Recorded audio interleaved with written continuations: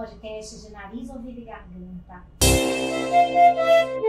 Eu sou Adriana Silveira e nesse episódio de hoje nós vamos ter um bate-papo super interessante sobre um tema extremamente atual, relevante, cada vez mais discutido, que é os óleos essenciais como um importante aliado na nossa saúde, um importante aliado no alívio de sintomas da área da otorrinolaringologia, sobretudo nariz e garganta.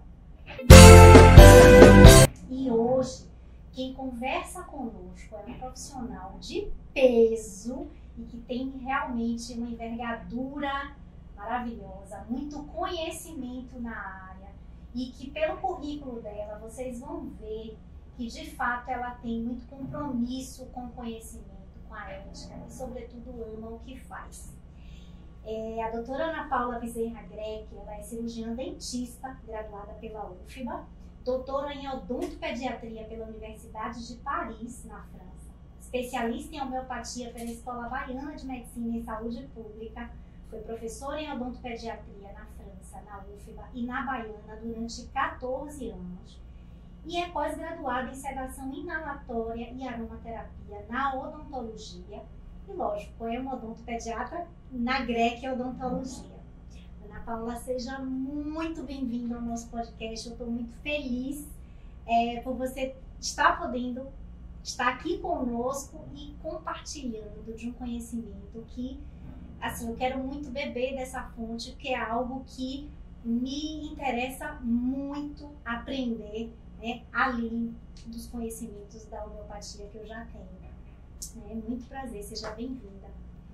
Muito obrigada pelo convite, um chamado seu, Adriana, e do Nooba, para mim é motivo de alegria, de contentamento, e vamos sim bater um papo ótimo sobre esse tema que está na moda, mas que não é novidade, que não é moderno, mas não é novo, e eu estou aqui pleníssima hoje para a gente falar sobre isso. Perfeito. Olha, a gente já sabe que você é odontopediatra e eu sei na prática o quanto você exerce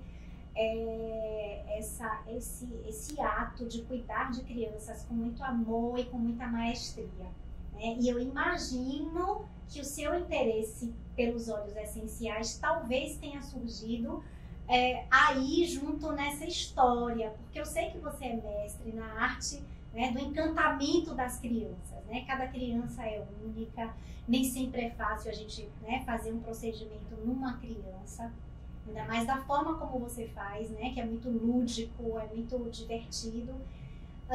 E aí conta pra gente, né, como que surgiu esse interesse, né, pela aromaterapia. Foi muito natural trabalhar com aliados naturais na minha área.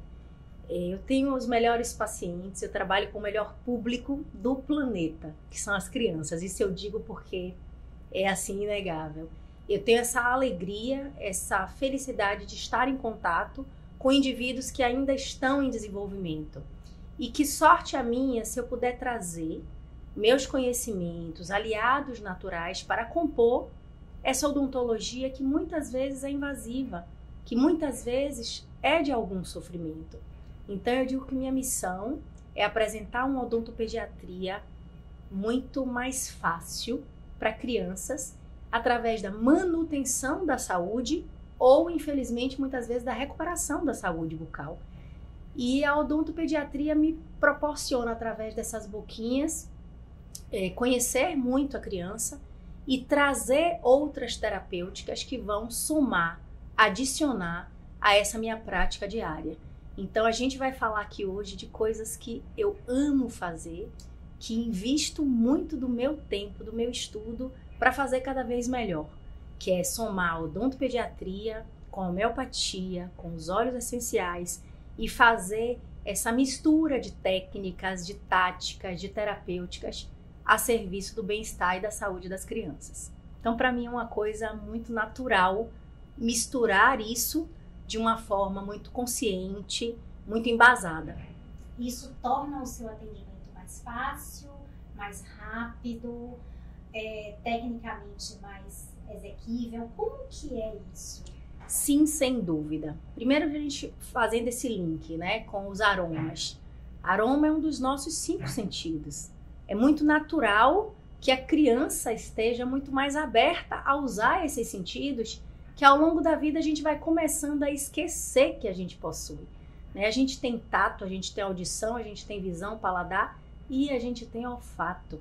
E a criança, ela está todo o tempo no momento presente. Então, quando ela entra na nossa sala de espera, já desde o portãozinho de entrada, ela já está observando tudo. Então, o que ela vê é importante, o que ela sente com o aroma é importante, e que se as coisas estão feitas para atraírem a ela, elas percebem muito rápido. Nós adultos, às vezes a gente esquece. Às vezes a gente está na correria, a gente está tão desapercebido de si mesmo, mas a criança não. Então é um esforço que eu faço de estar sempre no meu momento presente com cada criança que vem ali, porque tudo faz sentido para a criança e ela sente quando ela é bem recebida nos seus 5 sentidos. Então a criança quer tocar, a criança quer ver coisa bonita, e quando a criança sente aromas gostosos, agradáveis, ela percebe isso e, sem dúvida, faz da minha prática mais fácil. Agrega na minha prática e, como você falou, eu olho o mundo, eu tento olhar o mundo pelos olhos das crianças e um dia da criança que eu fui. E para trabalhar com criança a gente precisa estar inteiro ali. E se a gente tem essa percepção, ela acaba compreendendo e estendendo a mãozinha, que eu digo que quando a gente pega a mãozinha, que ela estende a mãozinha para mim, eu pego o corpinho todo para ela vir junto comigo num odontopediatria que nem sempre é fácil. A gente sabe, né? E muitas vezes os olhos o cheiro com que ela entra em contato ali naquele ambiente já quebra completamente uma expectativa negativa, né? Daquele, alguém vai me examinar, alguém vai mexer na minha boca, alguém vai tirar o meu dente. Sem dúvida. Né? E assim, eu acredito que, e já tive inclusive a experiência, né, de entrar no seu consultório com os meus filhos pequenos e perceber isso, né, que é um ambiente agradável e que marca na memória da criança e faz com que ela queira voltar, né, para poder experimentar novamente aquela sensação. Sem dúvida, o que ela vê, o que ela sente como cheiro, o que a gente proporciona. Então a gente sabe que tem as crianças que são mais motoras, que precisam estar pegando nas coisas, que precisam de atividade. Os óleos cítricos vão ser excelentes para essas crianças que são mais, digamos assim, mais arrojadas, né? Crianças que precisam, às vezes, de um apoio emocional, porque são mais sensitivas. Então a gente vai trazer óleos que estimulem, que revigorem, que tragam vitalidade, que tragam essa vontade de interagir, mais criatividade. Outras crianças vão precisar ser acalmadas mesmo, vão precisar de algum relaxamento. E nada como óleos essenciais sutis, puros, que são produtos químicos, que vão entrar através dessas pequenas narinas, que vão entrar através desse poder do olfato e agir no sistema nervoso central. Porque é isso que acontece. Os nossos receptores olfativos ou olfatórios vão diretamente estar ligados ao nosso sistema nervoso central, trazendo uma resposta, seja ela de relaxamento, seja ela de mais energia, vigor para interagir, seja ela de aquietar mais, não só o corpinho, a parte motora, mas também o mental. Então, sem dúvida, são aliados que eu tenho no meu dia a dia e que, claro, a gente vai, através da biovariabilidade, escolher aromas que mais se conectem com aquela pessoa, porque criança tem gosto, criança tem escolha, criança pode escolher o cheirinho que gosta mais. Alguns vão gostar dos mentolados, outros vão gostar do cheirinho de fruta, né, da casca da tangerina, da casca da laranja, do limão. Outros vão gostar de flores, outros vão ter já a predileção por ervas aromáticas. E é esse conhecimento que a gente vai, é essa troca de informações ditas e às vezes não ditas, apenas sentidas, que eu acho que faz toda a diferença no meu dia a dia e em cada família que passa por lá. Legal. E assim, é algo importante que eu preciso deixar claro aqui agora. Gente, esse podcast não é só para leigos, ele é também para profissionais de saúde. Sim. Né? Porque os óleos essenciais, ainda, apesar de estar sendo cada vez mais conhecido, ainda existe um preconceito muito mais decorrente da falta de conhecimento, da falta de interesse por estudar esse tema. Mas a gente vê que existem pesquisas, existem evidências científicas de muitas substâncias, de muitos óleos, como a lavanda, que a gente vê aí, evidências científicas de que de fato elas trazem benefício para a nossa saúde. Mas é importante a gente esclarecer aqui nesse podcast, afinal, o que é um óleo essencial e como que ele é obtido? Então, os óleos essenciais são compostos químicos. São puros, são naturais, mas são compostos químicos, que são produtos, são produzidos pelas plantas, partes diferentes das plantas, sejam caules, folhas, frutos, cascas. E essas plantas produzem esses óleos para a sua própria subsistência, para a sua própria sobrevivência. Esses produtos são, portanto, através de destilação, obtidos para o uso da gente. Uso esse que pode ser feito de 3 formas, que a gente vai falar daqui a pouquinho, mas é importante que a gente saiba que um bom produto tem que derivar, tem que ser produzido por uma boa planta. Uma planta boa, bem cuidada, uma planta de boa procedência. E é isso que faz com que a gente extraia, através de destilação, o que essa planta tem de essencial. Daí o nome óleo essencial.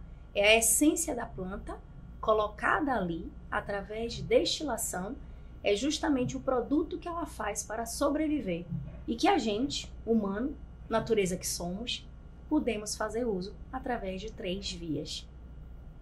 E podemos acionar os nossos recursos de sobrevivência também a partir daquele extrato, e cada um tem o seu benefício em particular. Podemos e devemos, lançar mão do que a natureza produz para a gente. E a gente sabe que muitos medicamentos sintéticos vêm de origem das plantas, apenas eles são modificados, copiados sinteticamente.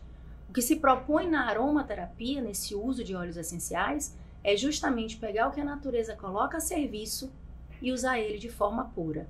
Claro que com prescrição, com comedimento, com uso competente, com uso racional, digamos assim. As pessoas tendem a pensar, Ana Paula, assim, que a única via de administração dos óleos é a inalatória, É esse difusor que a gente... É a forma mais frequente, E aí eu queria que você falasse um pouquinho sobre as outras possibilidades de administração e de obter benefícios desses óleos que não seja somente pela inalação. Perfeito. A via inalatória, ou olfativa, ou olfatória, é a mais difundida. Que bom! Que bom, porque é a que mais atrai também. Através dessa via inalatória, a gente pode falar um pouquinho da memória olfativa, da conexão desse aroma com o nosso cérebro, ao ponto da gente saber qual é a comidinha que está sendo feita, o gosto da comida que a gente mais gosta através daquele aroma que a gente acabou de sentir. Através da nossa memória olfativa, a gente lembra do perfume de uma pessoa querida, a gente faz conexões até de lugares que a gente esteve. Então a memória olfativa é real, ela é inegável e muito do sucesso da aromaterapia, ou totalmente do sucesso da aromaterapia, deve-se a essa via tão formidavelmente ampla e que a gente tem que fazer o uso do nosso sentido do olfato. Mas a gente não pode esquecer que a gente tem a via tópica, que é simplesmente usar diluidamente esses óleos em partes do corpo, e a gente tem a via de ingestão. Essa mais cuidadosa ainda.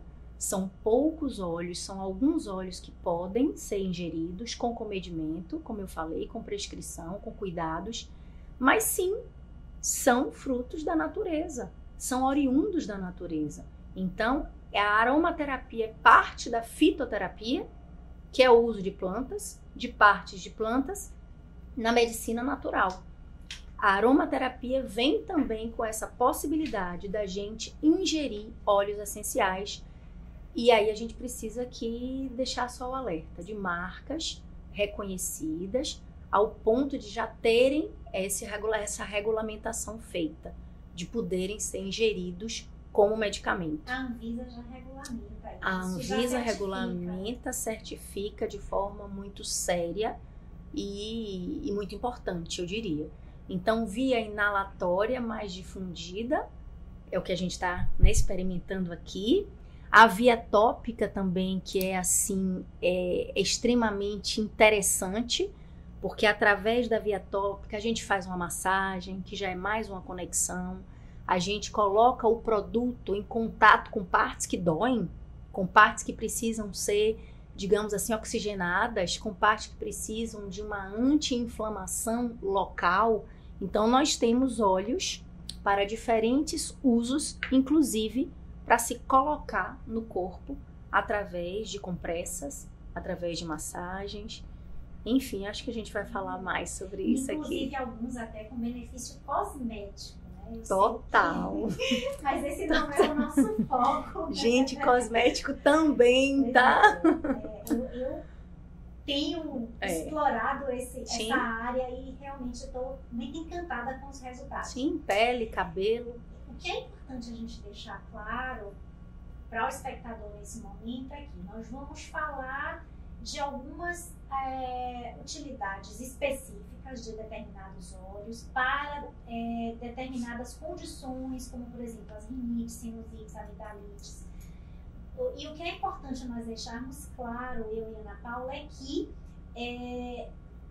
a aromaterapia, a utilização dos óleos essenciais não exclui a necessidade do tratamento convencional, né? É uma terapêutica complementar. E as dicas que Ana Paula vai estar falando aqui, na verdade, não configuram uma prescrição, porque cada ser é único, ela apenas vai exemplificar, né, como que na prática dela, ela observa nos pacientinhos que ela atende, né, nas pessoas que ela também orienta para essa terapêutica, como que a gente pode ter esse benefício. Então, minha pergunta é, o que você usa, o que você orienta, quais são os óleos essenciais mais utilizados para aliviar sintomas, por exemplo, da rinite e da sinusite? Então, muito bem a gente frisar isso, né? Que os óleos essenciais são aliados, são ferramentas a mais que a gente coloca a serviço do nosso paciente. E, obviamente, essa individualização é muito importante. Mas a gente tem óleos que são reconhecidamente anti-inflamatórios. A gente tem óleos que são reconhecidamente oxigenantes, revigorantes, óleos que podem desobstruir muito facilmente as narinas com algumas e poucas inalações. Então, a gente não pode deixar de falar, por exemplo, das ervas aromáticas tipo eucalipto, tipo a própria menta pipérita, tipo o cravo da Índia, que é amplamente anti-inflamatório, né? A melaleuca. Então, são óleos que a gente pode inalar nessas situações e a gente pode também fazer compressas em partes do corpo, como o pescoço, como passar na nuca. O óleo essencial, se a gente usar através de duas vias, por exemplo, a inalatória e a tópica, a gente vai potencializar o uso. Então, ele é muito de grande ajuda quando a gente tem rinites recorrentes, sinusites instaladas, a gente lançar mão de óleos que vão entrar por essas vias aéreas e vão desobstruir, vão oxigenar, vão limpar, vão detoxificar. Então, faz muito sentido, sim, claro, agregado ao tratamento médico prescrito. E nada mais é do que o aperfeiçoamento da técnica que as nossas bisavós usavam, né, quando estávamos gripados, obstruídos, sim, né, sim, com secreção, e que quem nunca utilizou, né, quem nunca fez uma inalação, por exemplo, de eucalipto. Sim. Quem não tem essa nunca, lembrança? Né? Feliz de quem fez, né? Exatamente. E quem nunca passou também aqueles cremes e aqueles ungüentos para tosse, né, para bronquite de repetição, para asma. Quem não recebeu uma massagem gostosa de mãos carinhosas na infância, né? Bom, eu recebi e hoje eu não uso mais esses ungüentos sintéticos. Eu não vou mais buscar a menta sintética produzida em laboratório. Hoje eu uso em mim, na minha família, nos amigos e graças a Deus reverberando profissionalmente materiais naturais, produtos químicos naturais. Para fazer essas compressas, a gente precisa fazer uma diluição especial com uma outra substância que sirva de veículo? Como que é essa? As compressas, a gente vai ter a ideia de diluir o óleo essencial num veículo.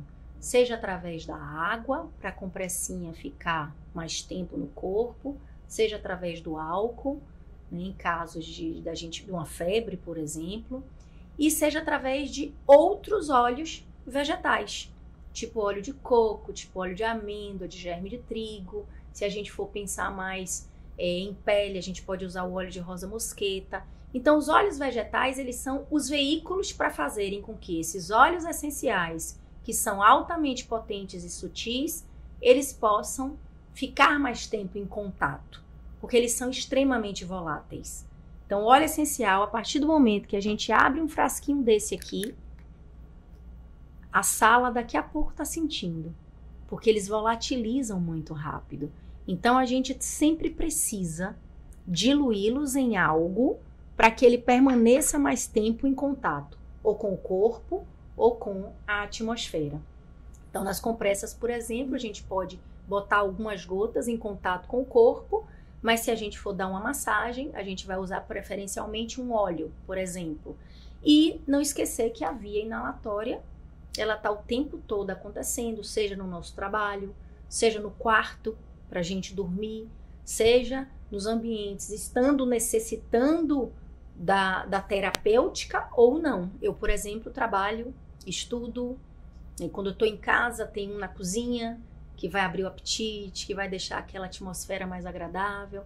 Então, é usar mesmo, através dessa via inalatória, esses aliados para a nossa rotina mais saudável de vida. Você me mostrou aqui, antes da gente começar a gravar, um spray que, pelo que eu entendi, ele tem uma ação antisséptica. Sim. Uma ação de limpeza e que seria útil para limpar Sim. superfícies. Exatamente para proteger os pacientes que são mais alérgicos, né? Fala um pouquinho mais sobre isso. Eu gosto muito do spray, porque ele vai servir para colocar no colchãozinho, colocar no travesseiro, colocar nas superfícies, limpar as superfícies, no filtro do ar-condicionado. Então, quando a gente tem crianças extremamente alérgicas, a gente está trazendo uma qualidade de limpeza do âmbito dessa criança, do entorno dessa criança, de muito mais qualidade. Porque aqui a gente tem o cravo, a canela, a gente tem o gengibre, a gente tem óleos que são reconhecidamente antibacterianos e antimicrobianos.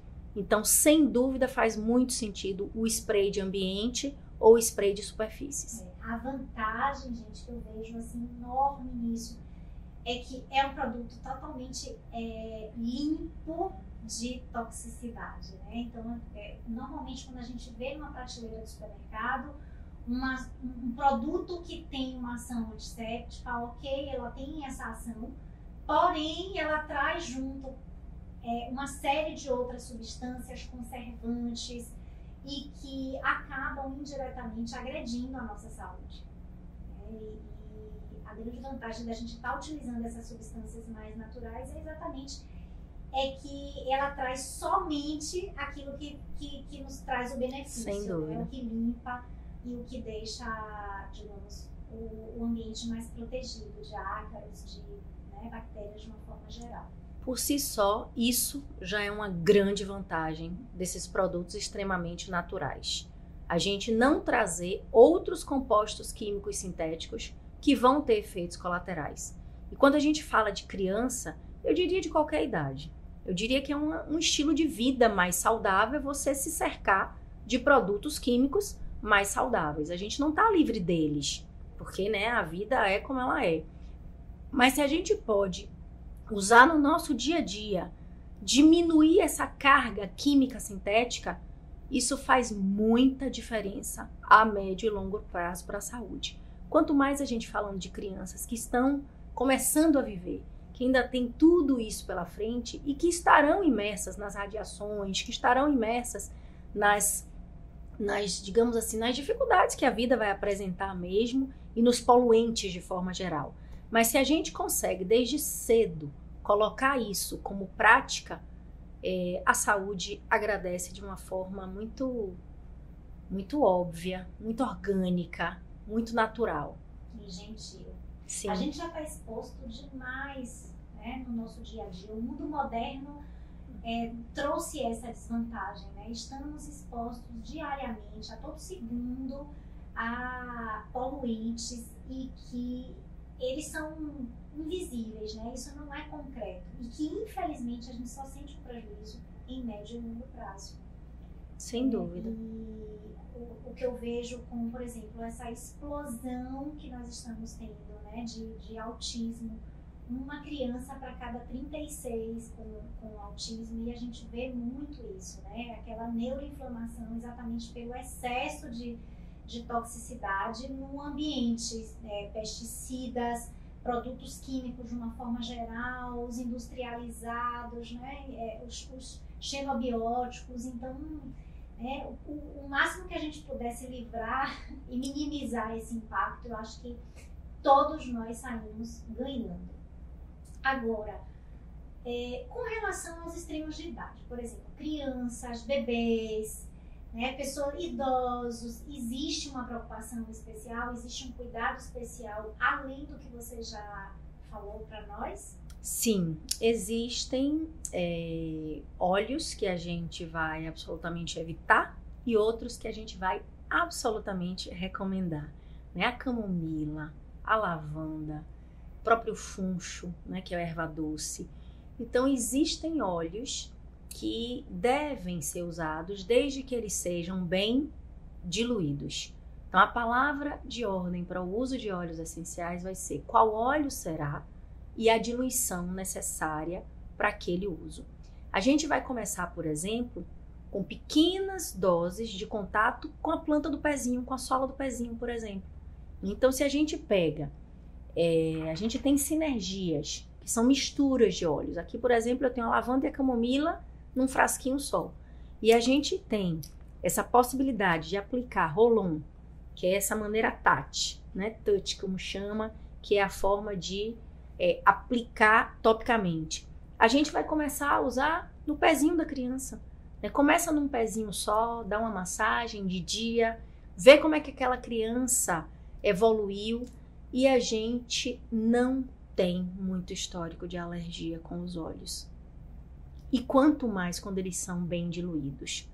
Então a gente sugere começar pelo uso inalatório ou tópico e em pequenas doses para começar. E a gente já tem no mercado marcas sérias que já fazem essas diluições próprias para bebês, que sem dúvida é um adianto. Eu prefiro passar uma fórmula pronta, uma fórmula aprovada, testada, do que pedir às mães, por exemplo, para misturarem em casa.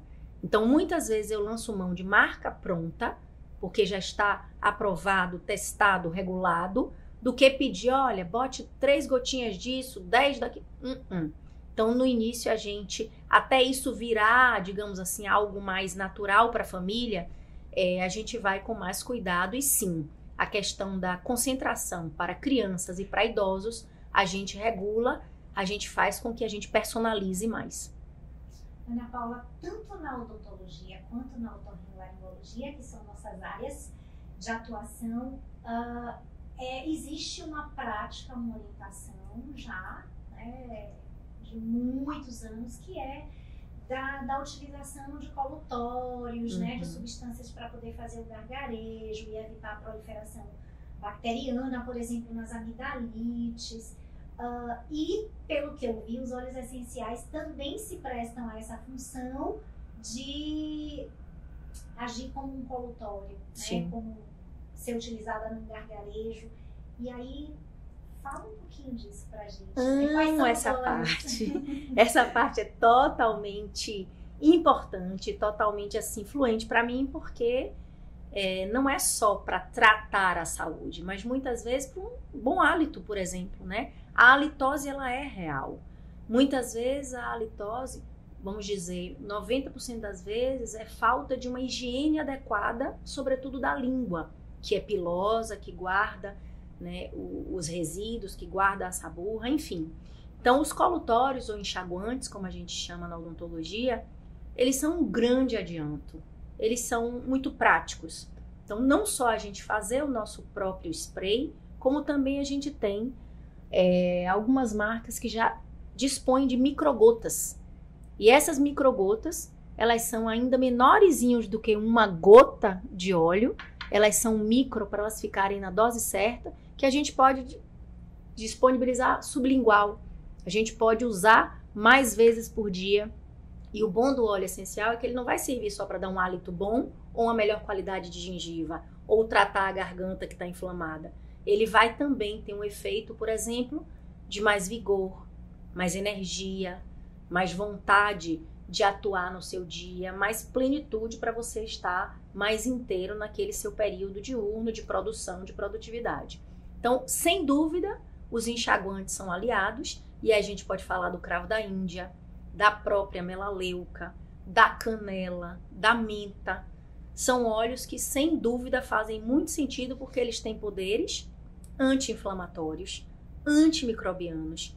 A copaíba é um anti-inflamatório por excelência, desde que Brasil é Brasil, gente. A gente está falando de um óleo oriundo da nossa planta copaíba, que vem da nossa floresta amazônica. Copaíba não tem em outros lugares como a gente tem. E a copaíba é um excelente anti-inflamatório, tanto local como para gargarejos, como para usar tópico também nas regiões inflamadas do corpo, desde dores até inflamações mesmo de infecções. Então, a sugestão é essa. E o veículo seria água. Água. E numa diluição mais ou menos de... Depende de cada um deles. Depende muito mais da idade, muito mais, né, do individual da pessoa. Mas a gente geralmente não vai passar de 2 gotas, por exemplo, por vez, né? Num copinho de água. O óleo e a água, eles não se misturam bem. Então vai ser aquela coisa da gente misturar e realmente imediatamente usar, ou então botar numa garrafinha de vidro, chacoalhar e imediatamente pegar aquelas micro gotas que ficam ali dispersas na água para usar e usar o conteúdo inteiro dessa forma, por exemplo, de gargarejo, bochecho, e depois até a gente pode ingerir, né? Porque vai estar tratando a orofaringe também. E olha a grande vantagem disso, né, gente?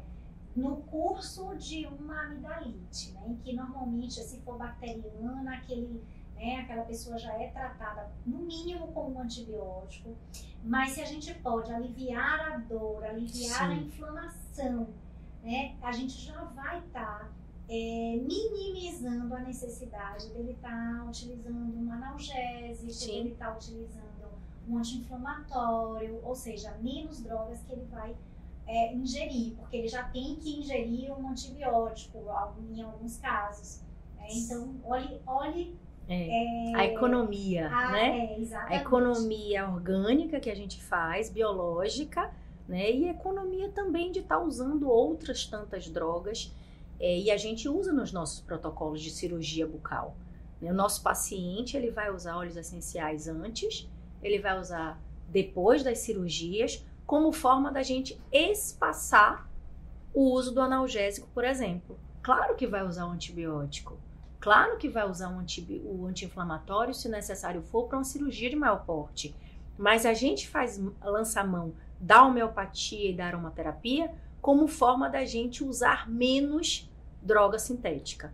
É aliar, né? É adicionar, não é trocar, é apenas fazer essa composição que eu acho que é de grande ajuda para o nosso sistema, para o nosso organismo. Ou seja, nós estamos poupando a nossa saúde, estamos poupando os nossos órgãos que metabolizam todas essas drogas, né, principalmente o fígado, de sofrer uma lesão, uma toxicidade. Sim. Por conta, muitas vezes, do uso excessivo de analgésicos. Estamos, no mínimo, economizando, né?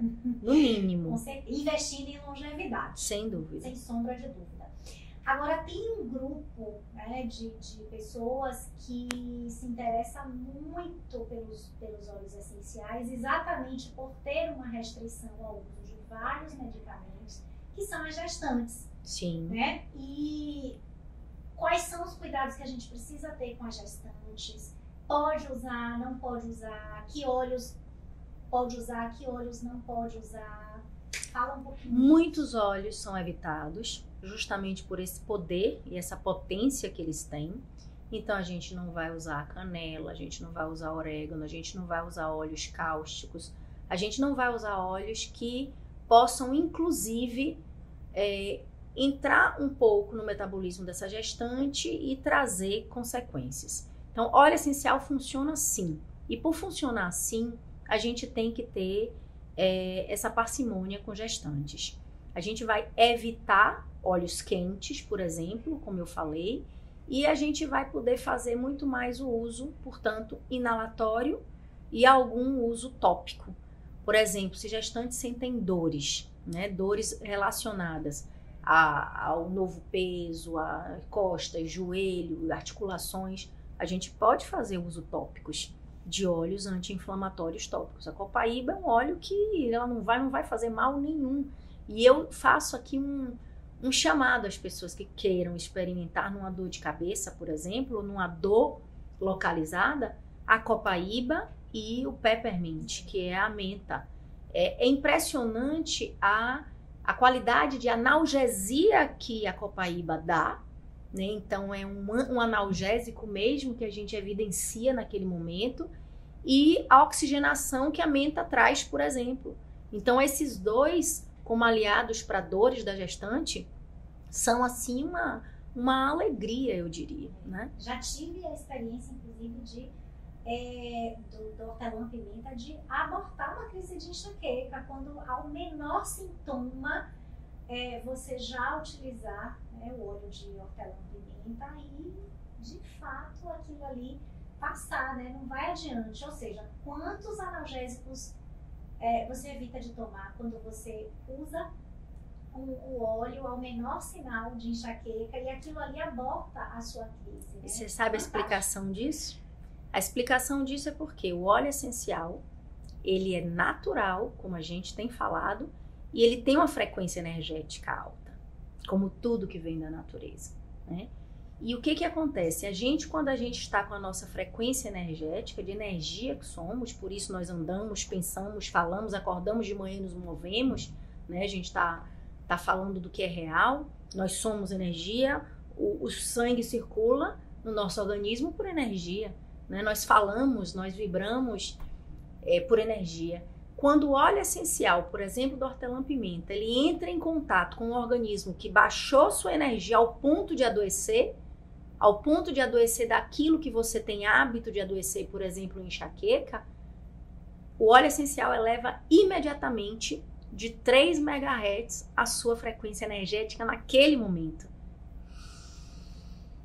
Com uma inalação bem feita, com 3, 4 inalações seguidas, a partir do momento que ele entra no seu organismo, elevando a sua frequência energética, a gente pode barrar mesmo uma crise de enxaqueca que começa, uma crise de asma que começa, uma crise de pânico que está começando. E aí você falou há pouco da quantidade de autismo, mas a gente poderia somar tanto. A gente poderia somar os problemas neurológicos, as doenças autoimunes, como a gente tem adoecido. Então isso é um chamado para uma medicina mais natural, agregadora. Ela não exclui a medicina tradicional da gente, mas ela soma em qualidade para economizar o nosso organismo para a luta do dia a dia que a gente está mergulhado, né? Seja pequeno, seja adulto, seja idoso. Então o convite é esse. E olha quanta coisa boa a gente falou. Então, a gente viu aqui hoje que os óleos essenciais podem ajudar a melhorar a qualidade do sono. Sim. Ele pode ajudar a gente fazer a desinfecção de superfícies, manter o nosso ambiente mais limpo. Ela ajuda no alívio de sintomas, por exemplo, das dores de sinusite, as dores articulares, né? Manter uma higiene bucal em dia, e ajuda muito na área tanto da odontologia quanto da otorrinolaringologia.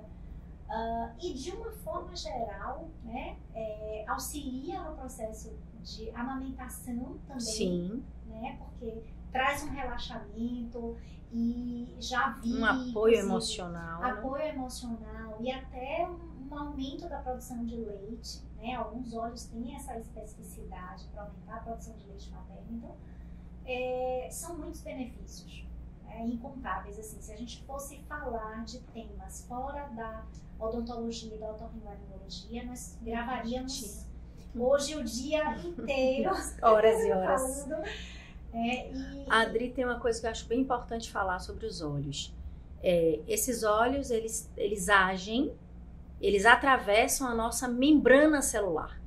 É por isso que o uso tópico ele é tão imponente com os óleos essenciais. A partir do momento que a gente coloca na pele, numa região inflamada, e a gente tem algo que imediatamente, por permeabilidade, ele atravessa as nossas membranas celulares e age nas nossas células, a gente sabe que as células compõem os tecidos compõem os órgãos e os órgãos compõem o nosso corpo inteiro.